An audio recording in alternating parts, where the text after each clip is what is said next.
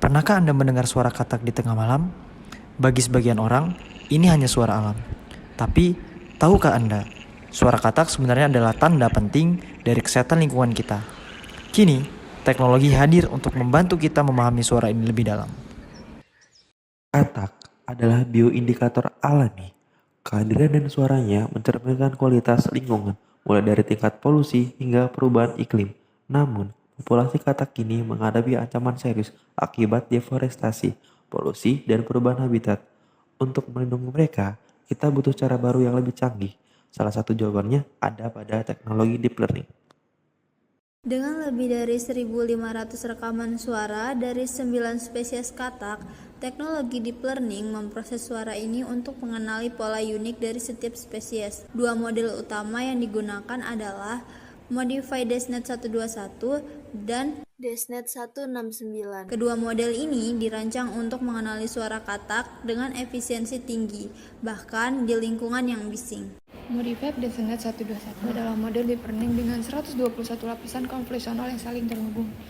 Nah, setiap lapisan menerima input dari lapisan sebelumnya, memungkinkan aliran informasi yang lebih optimal.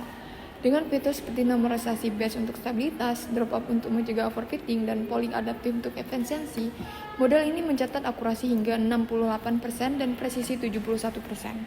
Ini adalah model yang dirancang untuk memberikan hasil maksimal dalam klasifikasi suara.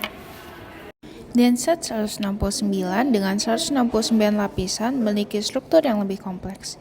Model ini dirancang untuk menangkap pola suara yang lebih detail, terutama untuk spesies dengan suara yang serupa. Meskipun akurasi keseluruhan 61%, model ini tetap menjadi alat yang efektif untuk analisis data suara yang lebih mendalam.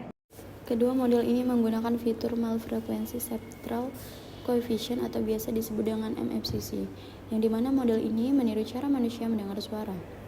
Model ini juga dapat mengubah sinyal audio kompleks menjadi serangkaian angka yang mewakili karakteristik suara yang paling penting bagi pendengaran manusia. Sehingga representasi numerik ini sering disebut dengan fingerprint suara, yang dimana dapat memungkinkan kita untuk membandingkan dan mengklasifikasikan suara katak dengan tingkat akurasi yang tinggi.